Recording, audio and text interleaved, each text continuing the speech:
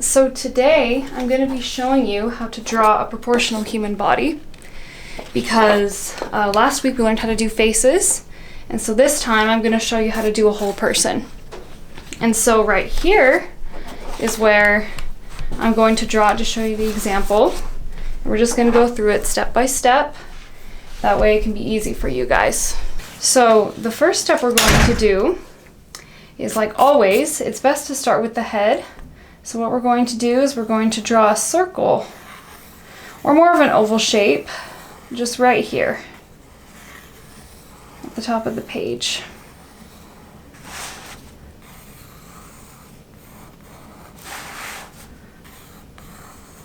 And remember to draw lightly, that way in case you have to erase, it'll be easy for you and you won't mark up your paper.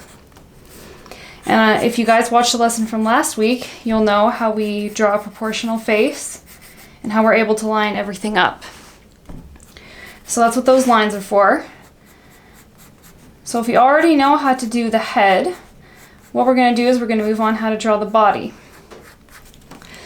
And this can be tricky, but what we're going to do is we're going to follow the same concepts of just using shapes as our guideline, because that way we can just build off of that and it makes it a lot easier than trying to just freehand it. So I'm not going to draw the whole face, but here's the head for my body. And remember, you can go and watch the lesson from last week if you need to catch up or if you didn't see it. So the same concepts apply to doing something like this. What we do is we're going to draw some lines just a little bit away from the neck. We don't want them to be too long or too short. What we're going to do is we're just going to lightly draw some circles right here. And each circle is going to indicate where a joint is. And a joint is basically anywhere on your body that can bend, like your wrist or your elbow. And your shoulder is a joint too, because it can move your arm up and down and side to side. And so by marking where the joints are, it's going to make it easier for us to draw the arms. Now there's 3 major joints in the arm. So we have our shoulder. And from the shoulder, we're going to draw our arm down to the next major joint, which is the elbow. And these circles are just there. Remember, you don't want to draw them too dark. They're just there to help us draw it proportionally. So it's just a guideline for now. And then after the elbow comes what's called the forearm. And this is the smaller part of our arm that extends all the way down to the last major joint, which is our wrist. And you want this part to be just a little bit longer than this one. That's usually how our arms look. I might want to move this joint up just a little bit. That's where the elbow is. Now, from here, what we're going to do is we're going to draw a shape for the hand. And what I like to do is just start off with something like this. Just something like that. This is going to be the major part of the hand, but from this we're able to draw our fingers. And the thumb is always on the inside, it's never out here. And then we draw 4 fingers extending from this. And you can even make those into 2 different shapes, just kind of like that, because our fingers also bend. And so that can kind of give you an idea of where the joint is, all the way from the knuckle. Then we have the middle finger, which is the longest finger of the hand. And made that a little too long. And then we have the ring finger, and then the pinky. And hands can be very difficult. Even when I'm freehanding, I don't always get them right, because they take a lot of practice. But we're not trying to make this look perfect. This is just for you guys to refer to. And the more you do it, the more comfortable you're going to be with drawing it. Now, the same thing we're going to do over here. Again, we start from our shoulder. Remember, you don't want to make the arms too big or too small. Not unless you want your person to look that way. It's completely up to you. We go from the shoulder to the elbow, the elbow to the forearm. And you can have the hands in any position you want. You could have someone putting their hands in their pocket. You could have someone waving. The same rules apply. You just get where you want the 3 joints, and then you add the hand. As long as you make sure that the arm isn't too long or too short, it'll look proportional. As you can see with this one, I just put the arms down to the side. I find that's the easiest way to start. But if you feel ambitious and you feel like you want to do something more challenging, like having the arms up or having someone waving, you can always do that too.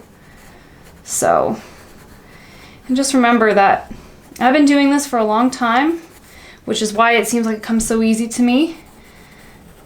And I know it can be frustrating if you can't get it, but that's what practice is about. And the nice thing is that you can always try again if you don't like what you see. Because it's hard to finish a work of art that we're not happy with. So you want to draw something that you're going to be proud of and that you think is going to be worth your time.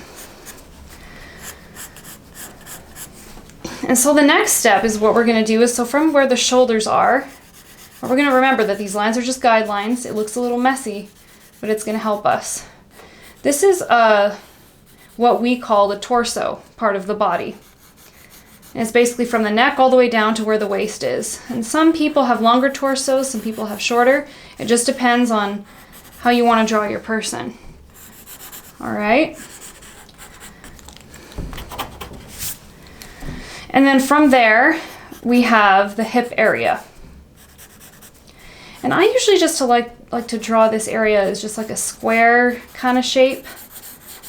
Just like this, just get an idea where it is. And remember that here is where the hips come out, and this is where our legs are going to be. So if you think of where the hip bones are on either side here, that's where our legs are going to be, right in between there. Remember, these are all guidelines. Most of these lines are going to be erased when we're finished.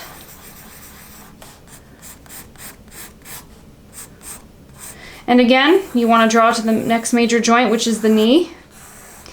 And every time you go to draw towards a joint, you want it to come in just a little bit.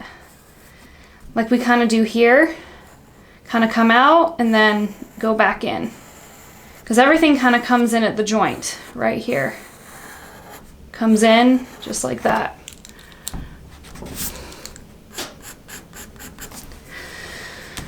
And then what we have is our shin right here. And I actually drew this a little bit too low, so we're just going to extend the paper out a bit. And the shin is usually a little bit longer than this part right here, the thigh. But again, your person can be short, they can be tall, you can draw them however you want. And I usually like to do feet kind of like this. I'm making this kind of a tall person. So just remember to make sure that your legs are even, that one isn't much bigger than the other, and if they are, then you can erase and either make one bigger or make one smaller. And again, going out and then coming back into where we're going to have our next joint. And human legs aren't exactly completely straight, like you might see a lot of cartoon characters drawn, and even though this is a little bit cartoony, it is showing us proportions and shapes that are true no matter what you're drawing. If you do something realistic, if you're drawing a cartoon character, the same rules apply. And I find it easier to start with things that look a little more cartoony. That way we just get an idea. And then we can always expand upon that. And in some lessons later on, I'll probably show you how to do advanced shading. For any of you that feel like you can do more than this, and you're also welcome to look up things on your own and challenge yourself. So that's basically the idea.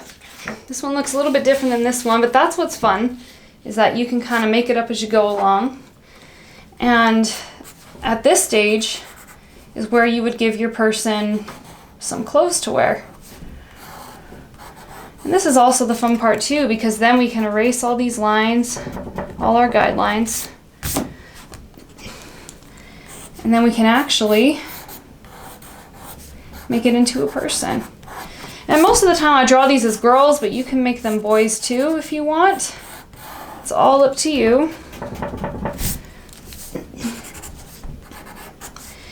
And the harder lines are what you leave, and then the lighter ones, we just erase them. All those lines we're not going to need anymore.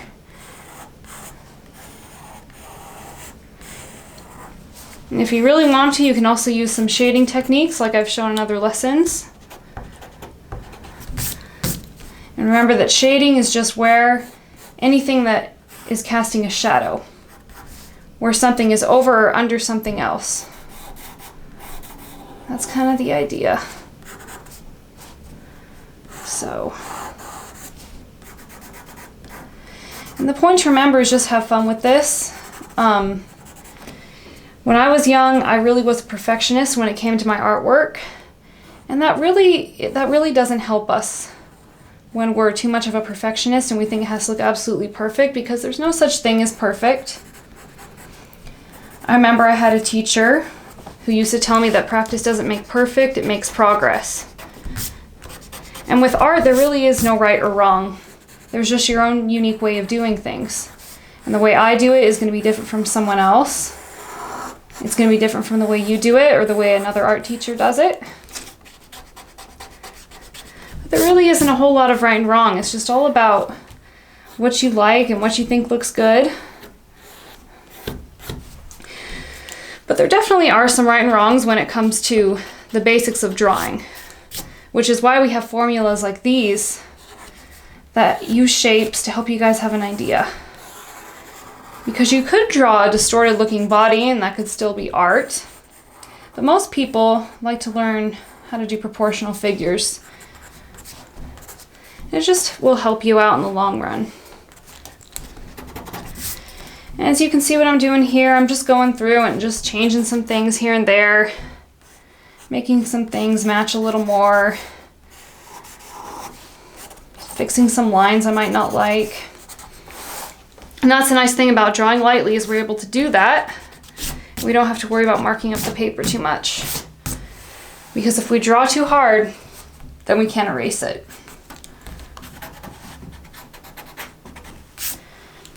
And the last thing would just be to add a face.